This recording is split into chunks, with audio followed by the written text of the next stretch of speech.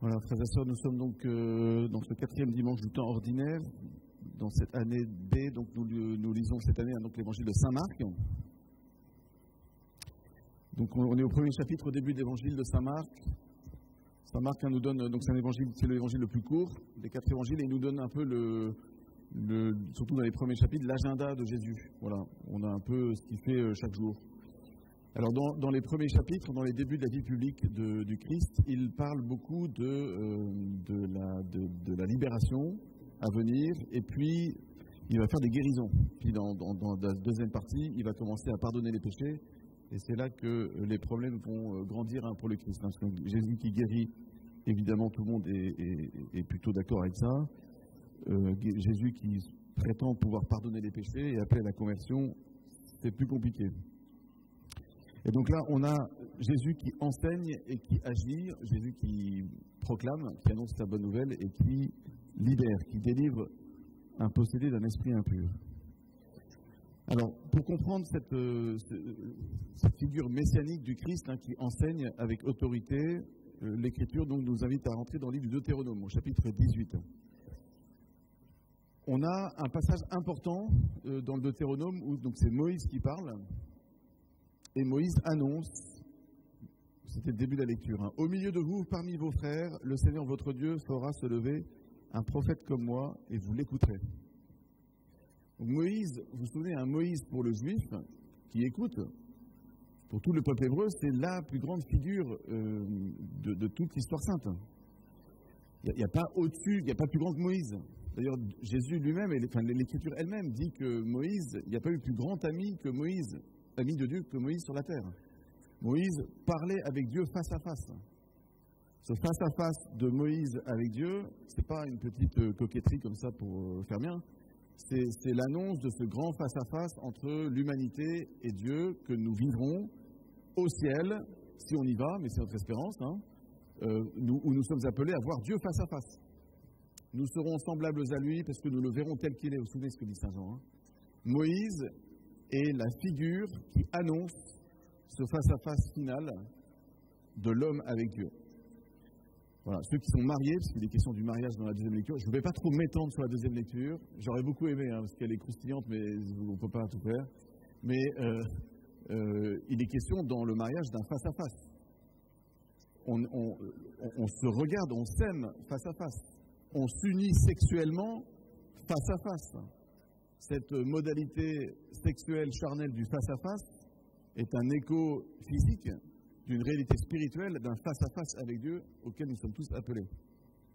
Et Moïse est vraiment la figure de l'Ancien Testament qui nous annonce ce face-à-face qu'on est appelé à vivre. Ici-bas dans la prière, dans la charité, dans la vie de foi, dans la mission, et puis pour toujours au ciel où nous verrons Dieu tel qu'il est. Du coup, Moïse, qui est quand même la figure, entre toutes les figures de l'Ancien Testament, Moïse dit, messieurs, mesdames, ou mesdames, messieurs, je ne sais pas comment il disait, un jour, il y aura un nouveau prophète, et là, je peux vous dire que ce sera très différent.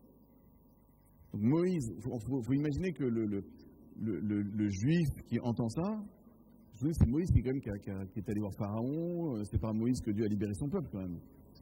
Donc pour le juif, Moïse, c'est limite, j'allais dire c'est Dieu sur terre, pas complètement, mais c'est quand même... Et Moïse lui-même dit, non mais attends, en fait vous avez vu pas mal de choses, mais il y a quelque chose de neuf qui viendra un jour. Parmi vous, Dieu fera lever un nouveau prophète. Ce nouveau prophète, c'est le Christ. Et donc, c'est pour ça qu'on a cette lecture qui nous permet de mieux comprendre ce Christ qui vient dans l'Évangile et qui dit l'Évangile avec autorité. Donc il y a un enseignement qui est neuf, il y a un prophète qui est neuf, qui dépasse la figure de Moïse, qui accomplit la figure de Moïse. C'est pour ça qu'on dit que Jésus est le nouveau Moïse, qui va s'affronter à Pharaon, le véritable Pharaon, le diable. Il va se confronter à lui. L'évangile d'aujourd'hui est très clair là-dessus. Il va se confronter au diable. Et pour nous faire traverser la mer rouge du péché, et pour nous délivrer à la résurrection et nous emmener dans la gloire du ciel.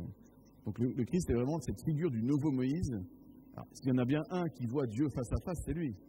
Moïse, le nouveau Moïse, le Christ, qui est Dieu lui-même, a cette évidence de son Père en lui, ce qu'on appelle en théologie catholique la vision béatifique. La vision béatifique, c'est quoi? C'est le fait que le Christ, dès sa vie terrestre, voyait Dieu face à face. Pas dans une apparition continuelle, on pourrait parler d'évidence, si vous voulez, une évidence de son Père. D'ailleurs, dans le mot évidence, il y a videre, il y a voir. Une évidence, il voit au-delà de tous les mots, les concepts qu'on peut imaginer, il y a une intimité que personne n'a eue sur la terre, une intimité immédiate, évidente avec son Père. Et c'est cette intimité que Jésus vient nous révéler dans cet évangile, notamment aujourd'hui. On ne peut pas comprendre ce que Jésus fait aujourd'hui sans cette intimité profonde avec son Père. Jésus n'est pas un magicien, Jésus n'est pas allé annoncer des belles choses, et Jésus n'est pas venu éclater la galerie, ou épater la galerie, je veux dire, en faisant des miracles, des trucs hyper impressionnants. Il est venu montrer qu'on peut avoir une intimité profonde avec Dieu. Et donc tout ce qu'il fait, tout ce qu'il dit, tout ce qu'il accomplit est une conséquence de cette intimité. Sinon, ce serait du marketing, quoi. Vous voyez ? C'est comme des chrétiens, des prêtres ou des laïcs, qui vont faire des choses, mais si ça ne découle pas d'une amitié avec Dieu, c'est du marketing, c'est du business, c'est du... Très bien, mais... Enfin, non, pas très bien, du coup. C'est pas ce qu'on est venu vivre. On est venu... Le Christ est venu, et à notre suite, nous sommes appelés à vivre de cette intimité avec lui, et tout le reste, toute l'activité de l'Église, toute la mission, toute la charité que nous sommes appelés à vivre, normalement, est censé découler de cette amitié avec Dieu, ce face-à-face, et conduire, du coup, tous les gens dans ce face-à-face. D'où l'importance de la prière. Moïse, pour nous, est une figure d'un homme en prière. Et le Christ est venu nous montrer, justement, cette intimité. Du coup, on comprend mieux le sens de Jésus qui parle avec autorité. L'Évangile dit, on était frappé par son enseignement, car il enseignait un homme qui a autorité. En fait, ici, le terme autorité, ça ne veut pas dire il en impose. Ou alors, il a une science de dingue et waouh, il est quand même impressionnant. Même si ça doit être impressionnant, mais ce n'est pas ça dont il s'agit ici. Autorité en grec, ça vient de exousia. Exousia, ça veut dire qu'il vient de sa propre substance. C'est-à-dire qu'il parle de lui-même, au fond de lui-même. La source de la vérité vient en lui-même. Parce qu'à la différence des autres prophètes, même Moïse, tous les autres se référaient à un autre. Le rabbin, à l'époque du Christ, et même avant, le rabbin, quand il parle, il invoque l'autorité de son papa rabbin qui l'a formé, si vous voulez. Même saint Paul parle du rabbin qui l'a formé. Donc tous les rabbins, les juifs, quand ils enseignent, ils disent « moi, ça ne vient pas de moi, mais on me l'a transmis d'avant ». Même Moïse, ce qu'il transmet, il le tient de Dieu, qui lui a parlé, face à face. Là, Jésus, c'est quelqu'un de nouveau, qui parle avec un enseignement nouveau. Pourquoi ? Parce que ce qu'il dit, ça jaillit de son cœur à lui. Et c'est pour ça qu'il parle avec autorité. Encore une fois, ce n'est pas pour impressionner la galerie, c'est parce que cette source de la vérité vient de ce face-à-face direct qu'il a avec Dieu. Et puisqu'il est Dieu lui-même, il est la source de cette vérité et de cette bonté dont il est le témoin direct. Et donc c'est pour ça que l'autorité du Christ n'est pas une autorité dominatrice qui écrase, c'est une autorité qui jaillit de lui-même, de cette communion avec Dieu, dingue, unique, dans laquelle il veut nous plonger évidemment, et qui va nous conduire l'humanité tout entière dans ce face-à-face, cette intimité aussi avec Dieu. Est-ce que ça vous emballe, tout ça ? Est-ce que ça vous excite à l'idée qu'un jour, on sera plongé dans cette intimité avec Dieu ? Si vraiment ça vous embête, dites-le tout de suite, parce que ça s'appelle la vie éternelle. La vie éternelle, c'est de connaître Dieu, connaître Jésus-Christ, comme dit lui-même le Seigneur, le contempler face à face. Et donc toute la vie, normalement, est une préparation à ce face-à-face final. Alors, dans notre état de vie, le mariage dont il est question dans cette fameuse deuxième lecture dont je ne parlerai toujours pas, et puis tous les autres états de vie sont appelés à entrer dans ce face-à-face. Les mariés sont appelés à entrer dans un face-à-face conjugal qui introduit au face-à-face nuptial avec Dieu. Les prêtres aussi, les moines aussi, les célibataires aussi. même ceux qui n'ont pas choisi, qui subissent cet état du célibat, sont appelés à vivre de cette intimité avec Dieu et à montrer Dieu. Alors, Jésus va montrer son autorité, du coup, cette intimité avec Dieu, ce face-à-face, comme nouveau Moïse, en chassant les esprits mauvais. Et donc, je voudrais terminer simplement sur cet exorcisme que Jésus a accompli.